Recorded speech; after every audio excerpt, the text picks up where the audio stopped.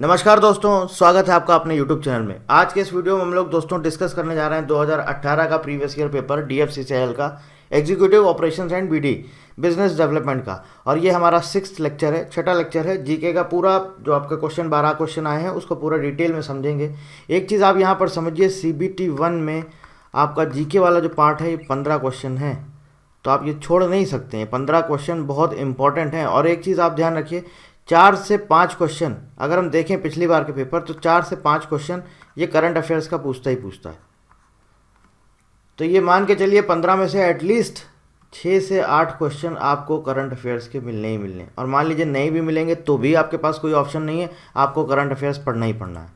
ठीक है। अब आप बोलेंगे करंट अफेयर्स कितना पढ़ें, 1 साल का हम पढ़ लें कि 6 महीने का पढ़ लें। भाई मेरे आपको एक चीज़ बता दूं, करंट अफेयर्स पढ़ी नहीं जाती है। अपने आप को डेली न्यूज़ से अपडेट रखिए, करंट अफेयर्स पढ़ने की ज़रूरत ही नहीं पड़ेगी। IPL चल रहा है, आपको पता है ये, क्योंकि मालूम है, सबको मालूम, क्योंकि क्रिकेट में हमारा इंटरेस्ट है, तो पता है कि भैया हाँ IPL इसने जीता, IPL में ऑरेंज कैप किसको मिला, पर्पल कैप किसको मिला, सबसे ज़्यादा विकेट किसने लिए, सबसे ज़्यादा रन किसने बनाया, ये पता है क्योंकि उसमें इंटरेस्ट है।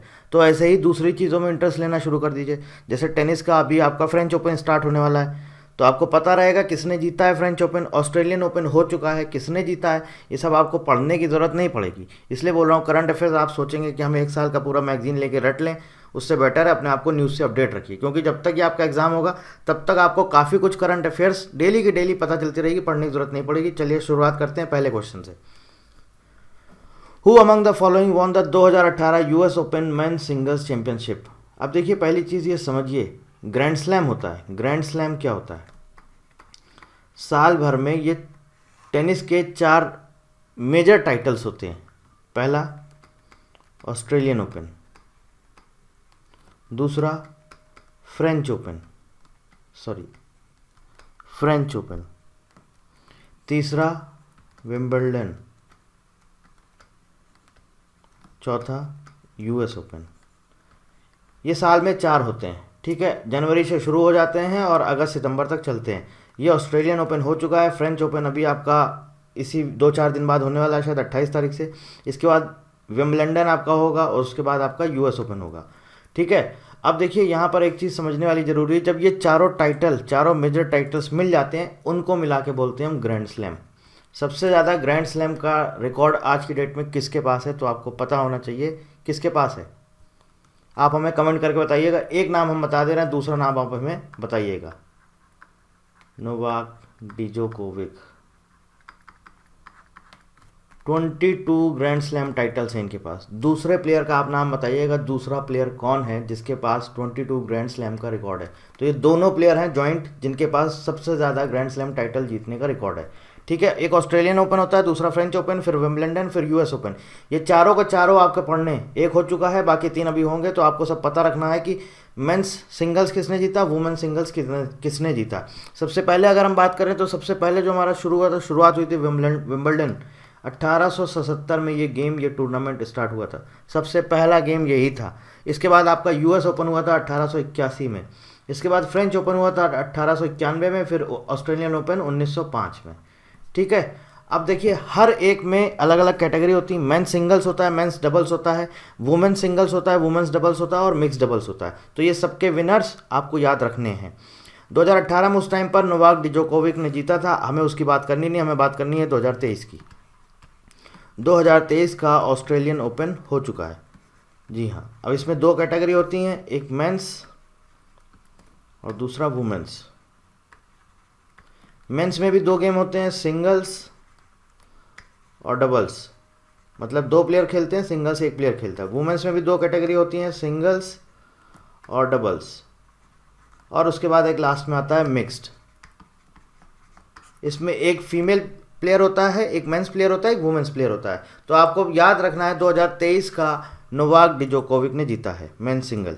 किसने जीता है? 2023 का भी नोवाक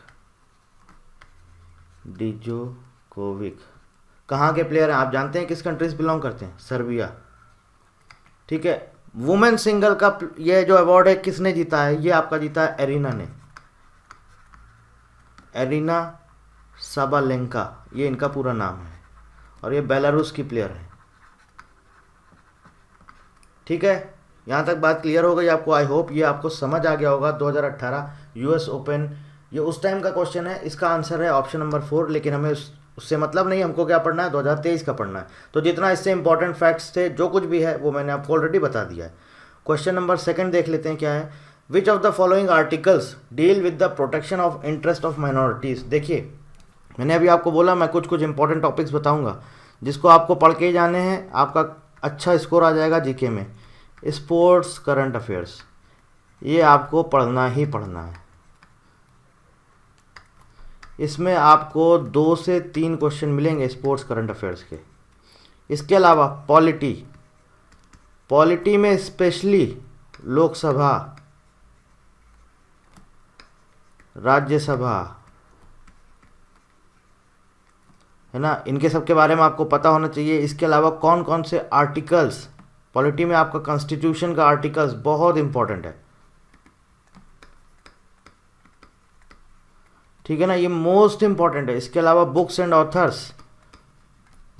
ऑथर्स, ये सब इंपॉर्टेंट टॉपिक्स हैं। मैं आपको पूरा इसका लिस्ट दे दूंगा कि आपको क्या क्या पढ़ना है, आप बस उतना ही पढ़ के जाइएगा। तब भी मैं आपको बोल रहा हूँ 10 से 11 आप स्कोर कर लेंगे, आपको उतने क्वेश्चन मिल जाएंगे जीके में।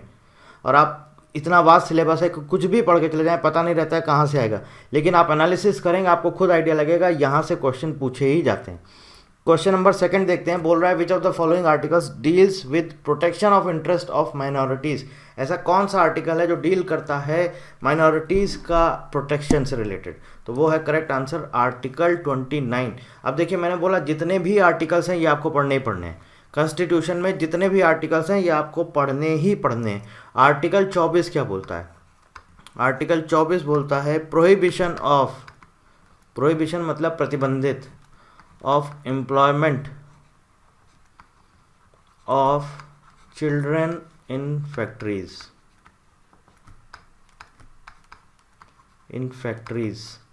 आर्टिकल 42 आपको क्या बोलता है? आर्टिकल 42 बोलता है इंश्योर ह्यूमन वर्क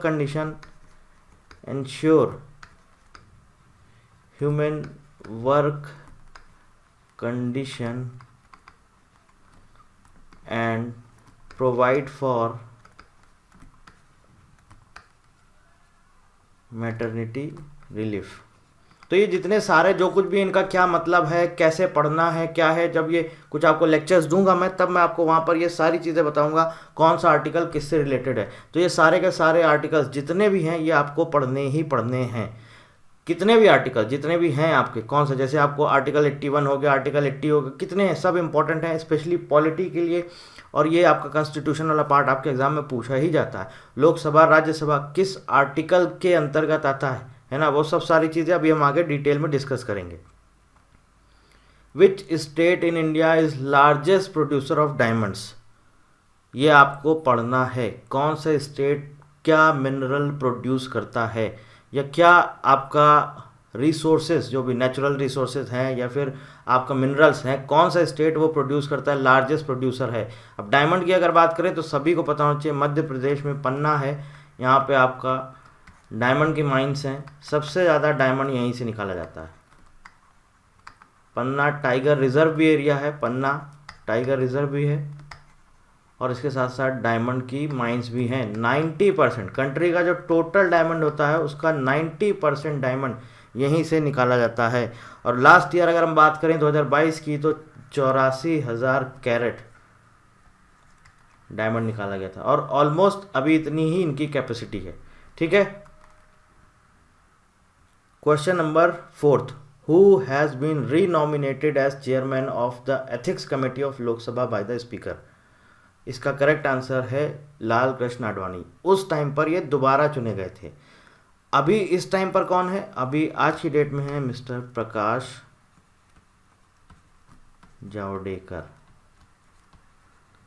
अब देखिए इसको समझिए, एथिक्स कमेटी क्या है। बेसिकली राज्यसभा के चेयरमैन ने, राज्यसभा में ये एक प्रस्ताव रखा गया, बोला गया कि हम एक ऐसी कमेटी बनाएंगे जो हमारे मेंबर्स हैं, लोकसभा के मेंबर्स, राज्यसभा के मेंबर्स, हम देखेंगे कि उनके एथिक्स या उनकी मॉरल वैल्यूज़ हम बीच बीच में चेक करेंगे कितनी हैं, कैसी हैं, क्या उनका बिहेवियर है, किस तरह के उनके मॉरल वैल्यूज़ हैं, कैसे वो आचरण करते हैं ना, कैसे व्यवहार करते हैं, इस सब के लिए इन्होंने बनाया एथिक्स कमेटी। ये एथिक्स कमेटी बनी कब है ये भी आपको जानना जरूरी। सबसे पहले कंस्टिट्यूट की गई थी राज्यसभा चेयरमैन ने 4 मार्च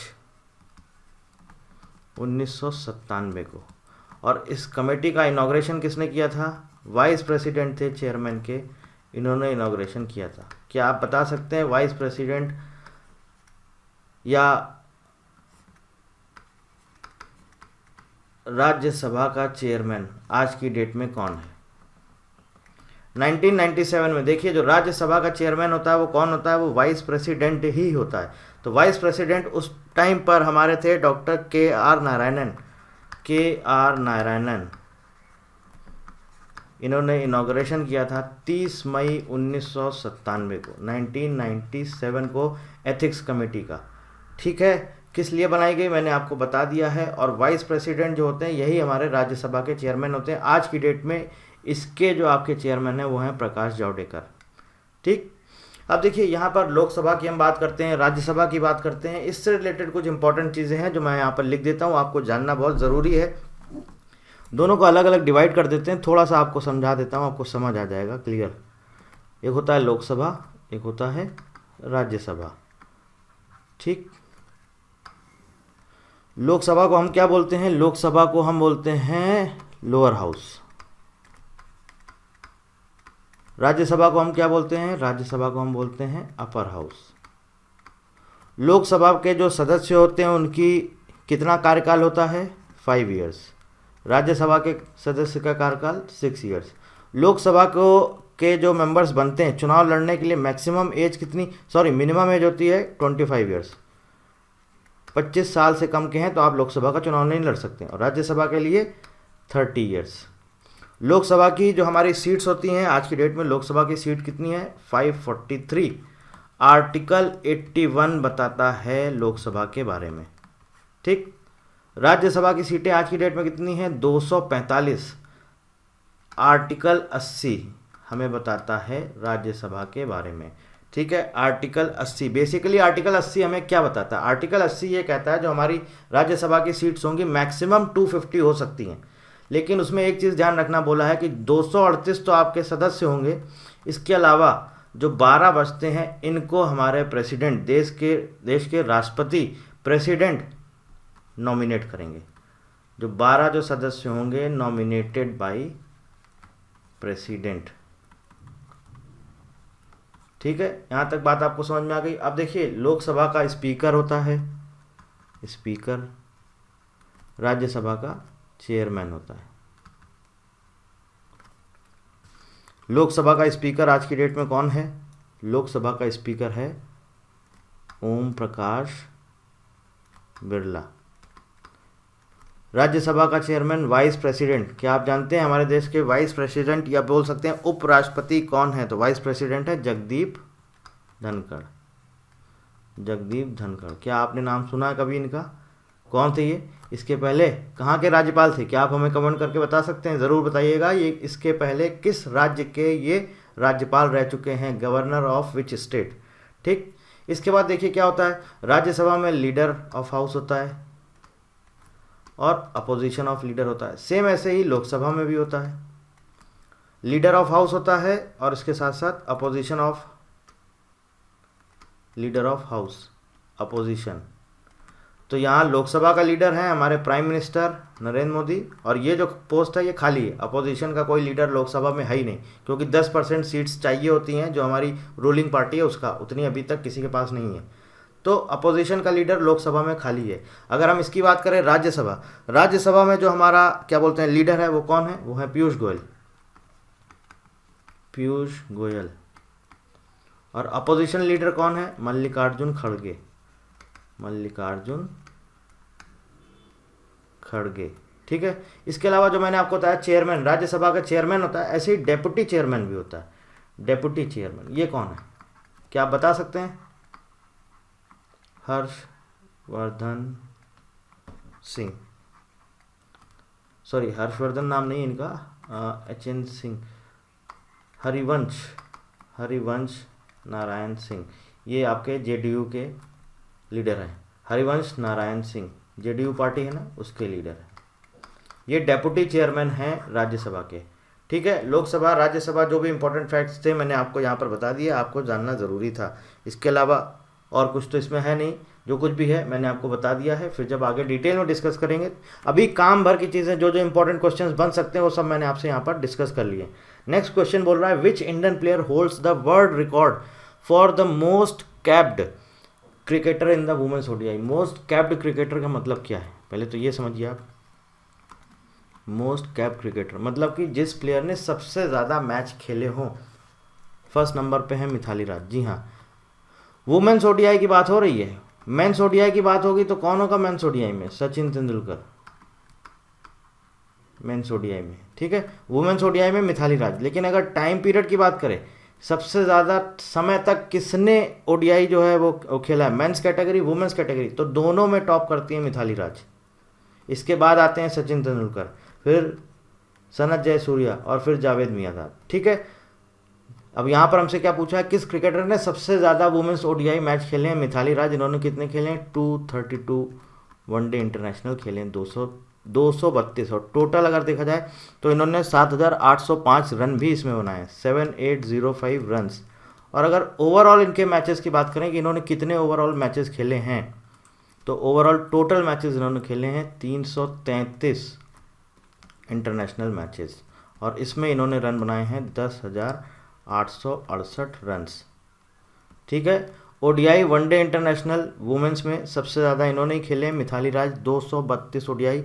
टोटल इंटरनेशनल मैचेस खेले हैं 333, 10,868 रन बनाए इन्होंने ओवरऑल और 7,805 रन इन्होंने बनाए हैं ओडीआई में। और अगर हमसे पूछता है सबसे ज़्यादा लंबे समय तक किसने क्रिकेट खेला है, तो आपको क्या आंसर पता होना चाहिए? मिथाली राज। जी हाँ, मेंस और वुमेन्स दोनों को मिला दें उसमें भी यही टॉप करती हैं, मिथाली राज। अगला क्वेश्चन देखते हैं, in which one of the following cities did the British East India Company set up its first factory. British East India Company ने अपनी पहली फैक्ट्री कहाँ पर लगाई? तो अगर देखा जाए तो इसका पहली फैक्ट्री की हम बात करें तो मसूलीपट्टनम, ये आपका आंध्र प्रदेश में इन्होंने अपनी पहली फैक्ट्री सेटअप करी 1911 में। लेकिन ये फैक्ट्री टेम्परेरी थी, ये फैक्ट्री बंद हो गई। फाइनली इन्होंने अपनी परमानेंट फैक्ट्री जो इन्होंने अपनी सेटअप करी वो कहाँ पर करी? वो करी सूरत में 1915 में। ब्रिटिश ईस्ट इंडिया कंपनी ने सूरत में अपनी पहली कंपनी सेटअप करी। ठीक है, क्वेश्चन नंबर 7 चलते हैं। Who wrote the famous book a house for mister विश्वास? 1961 में ये बुक पब्लिश हुआ था। और राइटर और आपके ऑथर हैं वीएस नायपॉल। वीएस नायपॉल के बारे में आपको हम थोड़ा सा बता देते हैं। ट्रिनिदाद एंड टोबैगो ये एक कंट्री है जहाँ पर ये पैदा हुए। बाद में इन्होंने ब्रिटेन की सिटीजनशिप ले ली, ब्रिटेन की, यूके की सिटीजनशिप ले ली। एक तरह से ब्रिटिश राइटर हैं। 1961 में इन्होंने ये अपना नॉवेल लिखा था, 1961 में पब्लिश हुआ था, हाउस फॉर मिस्टर विश्वास, वीएस नायपॉल। अब इनके बारे में भी कुछ बता देते हैं, कुछ इंपॉर्टेंट फैक्ट्स है वो भी आपको जानना ज़रूरी है, हो सकता है आपके एग्ज़ाम में पूछ लिया जाए। जैसे कि इनको बुकर प्राइज़ मिल चुका है, बुकर प्राइज़ मिल चुका है, और इसके साथ साथ नोबेल प्राइज़ भी इनको मिल चुका है। जी हाँ, नोबेल प्राइज़ फॉर लिटरेचर ये इनको दिया गया है 2001 में। नोबेल प्राइज़ फॉर लिटरेचर इनको 2001 में मिला है। बुकर प्राइज़ इनको मिला है 1971 में। और बुकर प्राइज़ जो मिला था इनका एक और फेमस नोवेल था, उसका भी नाम आपको याद रखना बहुत ज़रूरी है। उसके लिए इन्हें मिला था इन अ फ्री स्टेट। ये नॉवेल था इनका इन अ फ्री स्टेट, उसके लिए इन्हें 1971 में बुकर प्राइज़ दिया गया। और 2001 में नोबेल प्राइज़ फॉर लिटरेचर भी इनको मिल चुका है। ठीक, चलते हैं question number next. Question number 8, a member of, 4 option दिए गए। देखिए ऑलरेडी अभी हम डिस्कस कर चुके हैं। ये लोकसभा का मेंबर 3 साल के लिए होता है, नहीं है, गलत है। कितने साल के लिए होता है? 5 साल के लिए, गलत है। राज्यसभा 5 साल होता है, नहीं होता है, 6 साल के लिए। लोकसभा 4 साल नहीं, 5 साल के लिए होता है। तो करेक्ट ऑप्शन कौन सा है? ऑप्शन 4, राज्यसभा का जो मेंबर होता है elected for a period of 6 years. Question number 9 पे चलते हैं। Name the indigenously built petrol vessel commission by Indian coast guard in September 2018। देखिए इंडियन कोस्ट गार्ड के बहुत सारे ये वेसल हैं। अब देखिए पहली चीज़ तो ये पेट्रोल, ये आपका वो वाला पेट्रोल नहीं है जो आप गाड़ियों में यूज़ करते हैं, दैट इज़ पेट्रोल, PETROL होता है, ये है पेट्रोल। पेट्रोलिंग बोलते हैं ना, पेट्रोलिंग मतलब एक तरह से क्या बोलते हैं उसको, गश्त लगाना है ना, हिंदी में बोलते हैं गश्त लगाना। अब देखिए क्या पूछा है हमसे, आपको बताना है इंडियन कोस्ट गार्ड का ऐसा कौन सा पेट्रोलिंग वेसल था जो कमीशन हुआ सितंबर 2018 में। राइट साइड में आपके सामने लिखा हुआ है विक्रम सीरीज के टोटल 7 यहाँ पर पेट्रोल वेसल हैं। विजया है, वीरा है, वराधा है, वराध है, वज्रा है और कौन सा है, विग्रहा है। तो हमसे पूछा सितंबर 2018 में कौन सा कमीशन हुआ था, विजया। ये आपके सामने डेट्स लिखी हैं, आप इनको पढ़ लीजिएगा। इसके अलावा और भी होते हैं, सम्राट है आपका, इसके अलावा समर्थ है, वीरा है, विश्वस्त, संकल्प है, सचेत है। अच्छा एक और यहाँ पर आपसे हम क्वेश्चन पूछेंगे, आप इसका मतलब, अच्छा आपको इसका मतलब, ये जो ICGS लिखा है इसका क्या मतलब है, इंडियन कोस्ट गार्ड शिप। ठीक, आपको एक क्वेश्चन हमें ये बताना है, ICGS ने अभी जो इंडियन कोस्ट गार्ड है ICG, इसने जनवरी 2023 में, जनवरी 2023, चलिए डेट भी बता देता हूँ, 13 जनवरी 2023 को fast patrol vessel, fast patrol vessel ये कमीशन किया है, FPV। आपको हमें बताना है इसका नाम, कमेंट बॉक्स में बताइएगा, इसका नाम कमेंट बॉक्स में बताइएगा। ठीक है, चलते हैं क्वेश्चन नंबर 10 की तरफ। क्वेश्चन नंबर 10 क्या कह रहा है, in humans that sound is produce by the, कैसे साउंड प्रोड्यूस होती है। देखिए आपके सामने यहाँ पर 2 फिगर है, मैं आपको बता देता हूँ। आप जब भी अपने ये गर्दन के पास, आप गले के पास आप अपना हाथ लेके जाएंगे ना, टच करेंगे, देखिएगा कुछ ऐसा लगेगा, हार्ड हार्ड सा, कुछ ऐसा कुछ उठा ऐसा, आपको समझ में आएगा। उसको हम क्या बोलते हैं, वही होता है लैरिंक्स, या जिसे हम बोला जाता है sound box, sound box, larynx बोलते हैं इसे। तो जो साउंड प्रोड्यूस होता है वो इसी की वजह से होता है। कैसे होता है, अब आप देखिए यहाँ पर जो आप फिगर देख रहे हैं, ये क्या है, ये आपको बोल सकते हैं वोकल कॉर्ड्स, वोकल कॉर्ड्स। ठीक है, वोकल कॉर्ड्स। लंग्स क्या करते हैं, लंग्स हवा को पंप करते हैं, जब पंप करते हैं ये वोकल कॉर्ड्स हैं, खुलती हैं, बंद होती हैं, जिसके बाद क्या होता है, उसकी वजह से क्या होता है, वाइब्रेशन होता है।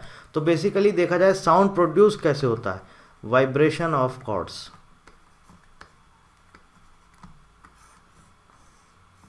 ठीक है, बात समझ में आ गई। करेक्ट आंसर है इसका ऑप्शन 3, लैरिंक्स। क्वेश्चन नंबर 11 पे चलते हैं दोस्तों। ये भी आपका करंट अफेयर्स का क्वेश्चन है। Which international financial institution has approved a $US 525 million loans for infrastructure projects in Madhya प्रदेश।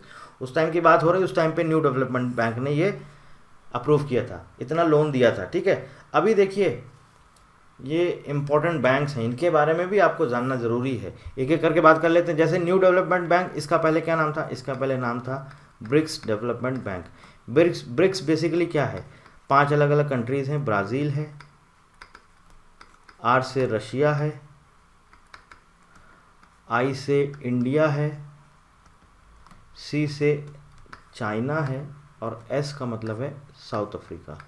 अब देखिए ये जो 4 आपको यहाँ पर बैंक दिए गए हैं, इन चारों बैंक के बारे में हल्का सा, बहुत थोड़ा सा डिटेल में समझ लेते हैं। ज़्यादा कुछ नहीं समझेंगे, क्या समझना है जो हमारे एग्जाम के पॉइंट ऑफ व्यू से इंपॉर्टेंट है। हमें कोई पूरी इसकी हिस्ट्री नहीं पढ़नी, हमें पढ़ना होता है इसका हेडक्वार्टर कहाँ पर है, इसके चीफ कौन है, ये सब सारी चीज़ें हमें पता होनी चाहिए ना। तो जो न्यू डेवलपमेंट बैंक है, क्या आप बता सकते हैं हमको कमेंट करके कि इसका प्रेसिडेंट कौन है, क्या आप बता सकते हैं? मैं बता देता हूँ आपको, इसके प्रेसिडेंट हैं डिल्मा रोसेफ। क्या आपने कभी इनका नाम सुना है? ब्राज़ील की ये राष्ट्रपति रह चुकी हैं, ब्राज़ील की प्रेसिडेंट रह चुकी हैं। ठीक है, इसके अलावा अगर हम बात करें यहाँ पर और क्या चीज़ हमारे लिए इंपॉर्टेंट है, तो इंपॉर्टेंट क्या, इसका हेडक्वार्टर कहाँ पर है, तो क्या आप बता सकते हैं इसका हेडक्वार्टर कहाँ पर है? इसका हेडक्वार्टर है चाइना में। ठीक है, शंघाई चाइना। अब देखिए world bank, Asian development bank, international monetary fund, चलिए समझ लेते हैं इसका हेडक्वार्टर है आपका वाशिंगटन में, USA, Washington USA. International monetary fund है क्या, यूनाइटेड नेशंस का एक फाइनेंशियल एजेंसी है। वर्ल्ड बैंक, इसका भी हेडक्वार्टर आपका वाशिंगटन में, वाशिंगटन DC। USA, ठीक है। ये भी आपका जुलाई 1944 में बना है। और इंटरनेशनल मॉनेटरी फंड ये भी आपका जुलाई 1944 में बना है। न्यू डेवलपमेंट बैंक की बात करें NDB, ये कब बना है।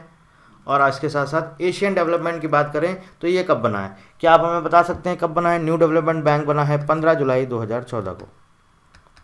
एशियन डेवलपमेंट बैंक बना है हमारा 1966 में, शायद 19 दिसंबर 1966 को, ठीक है दोस्तों। और एज सच, अच्छा हाँ, इसका हेडक्वार्टर आपका फिलीपींस में, एशियन डेवलपमेंट बैंक का हेडक्वार्टर आपका फिलीपींस में, फिलीपींस, ठीक है। आज की डेट में शायद 68 मेंबर कंट्रीज़ हैं जो इसके मेंबर्स हैं, 68 देश हैं जो इसके मेंबर्स हैं। वर्ल्ड बैंक में आज की डेट में 190 कंट्रीज़ हैं, 190 देश हैं जो इसके मेंबर्स हैं, ठीक है। आगे चलते हैं क्वेश्चन नंबर 12 पर। What is the total number of medals won by the India at the Asian Games 2018? Asian games 2018 में इंडिया ने कितने मेडल जीते। देखिए स्पोर्ट्स का, करंट अफेयर्स का ये क्वेश्चन एक और आ गया। मैंने आपको बोला स्पोर्ट्स से रिलेटेड ये क्वेश्चन पूछते ही पूछते हैं और मोस्टली हर एग्ज़ाम में पूछा जाता है। उस टाइम पर एशियन गेम्स 2018 में हुआ था। टोटल 69 इन्होंने मेडल्स जीते थे। ओवर देखा जाए तो वैसे 70 जीते थे, 69 तो मेरे हिसाब से नहीं, शायद कितने 23 जीते थे आपके इन्होंने गोल्ड मेडल, 16 जीते थे सिल्वर मेडल और 31 जीते थे इन्होंने आपके ब्रॉन्ज मेडल। या टोटल इसको करें कितना आता है, 6 3 9 1 10 0 6 70, हाँ 70, सॉरी 16 आपके गोल्ड मेडल थे, सॉरी एक सेकेंड,